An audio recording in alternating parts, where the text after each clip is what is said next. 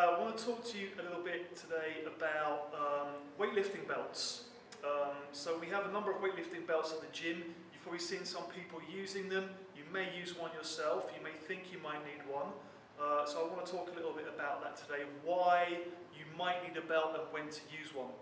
So I'm going to start out here and I'm going to show you, so these are some of the different types of belts that we have here. Now, a traditional weightlifting belt should look something like this.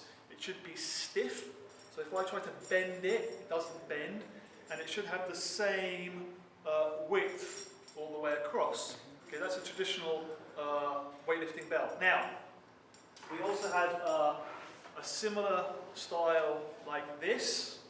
This is used for powerlifting as well. The only difference here is going to be that when I put this one on, it has what's called a lever buckle, so I can easily close and open it, and it's really secure.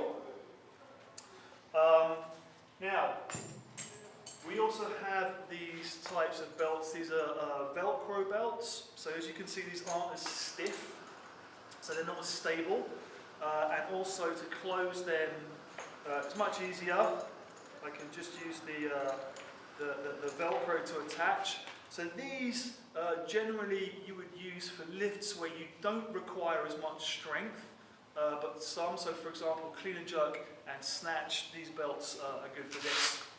Now, last, we have some of these types of belts. This is a shitty belt, okay? So you can see here, well, one, it's breaking, but these belts that are thin and then thick, not very useful. And also, this is not very stiff, okay? So we don't really want to use these types of belts. And in fact, I'm going to get rid of them all. But this belt, so you can see here, this is a belt by a company called Grizzled Gear. They're actually a Geneva-based company, and we're going to be working with them to get some new belts in so that everybody will have access to some good quality belts. So let's talk about when you might need a belt. So as a general rule, you're going to use a belt for when you lift heavy. Heavy by definition is going to mean anything that you can do for a set of 5 or less. And the reason that we use it for heavy lifts is to reinforce our idea of bracing, having a stiff, strong torso when you squat, press, deadlift, and do barbell movements. So we know that, for example, if you do a deadlift, and you don't brace correctly, you might be able to complete the lift, but without maintaining a stiff midsection. So a belt is going to help you with that. And the reason it's going to help, I'm going to show you. So if I put my belt on, so the first thing I need to think about is that when I put a belt on, it has to be tight. So I should feel it pushing against me, and I can push myself, I can push my abs into the belt, and I can also push from the back, so I have the sensation that I'm trying to burst the belt open, and this is going to help me to be stiff and strong. Now, we should already be doing these things anyway. We should already be setting, so even when we're warming up and we're doing our warm-up sets, we're still trying to brace and be stiff and strong. But the belt is going to make this more effective.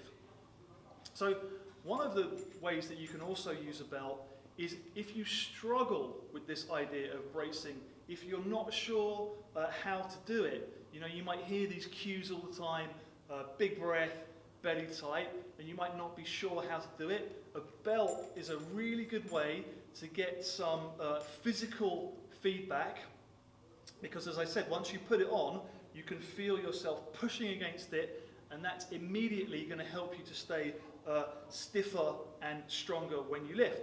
So a good strategy is to maybe use the belt for one set, take it off. For the next set, don't use the belt, but try to recreate the same feeling that you have when you have the belt on. So we've talked about when you should use a belt. Let's talk about when you probably shouldn't use a belt. You don't need to use a belt if you're doing any gymnastics type of movement. For example, pull-ups, push-ups, you wouldn't need to use a belt. You also don't really need to use a belt if you're doing high reps in something. So for example, we said earlier that anything 5 or less, you probably need a belt. If you're doing a set of 30 air squats, you're not going to need a belt. Okay, it's not heavy enough for you to need one. So if you're doing a Metcon, you don't need to use a belt. Okay, because by definition, again, if you're doing a Metcon, you're not going to be using weights that are your 5 rep or your 3 rep max. You're going to be using sub-maximal weights, or at least you should be. So you don't need to use a belt. And also, you need to understand that the cost of using a belt is that when I brace hard, breath, hold, the heart rate is going to increase hugely. Now, one of the ways which you can improve your performance when you do Metcons, when you do conditioning, is by controlling your breathing, controlling your heart rate. So you do a workout, and after a minute, you just feel like you're at max heart rate, and you need some time to recover. You need to stop. If you can keep that down, you can sustain performance for longer. So using a belt isn't really going to be your friend when you're doing a Metcon. Use a belt, okay? If you're a beginner, have a play around with the belt, see how it makes you feel.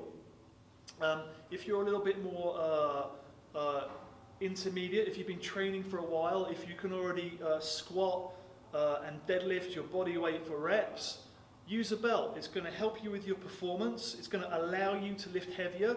If you lift heavier weights, you're going to get stronger, and it's also going to keep you safe. So as I said, we're going to get some belts in soon from the guys at Grizzled Gear at the gym for you guys to use. So have a play with one. If you're not sure how to use one, make sure you ask a coach and they'll help you out.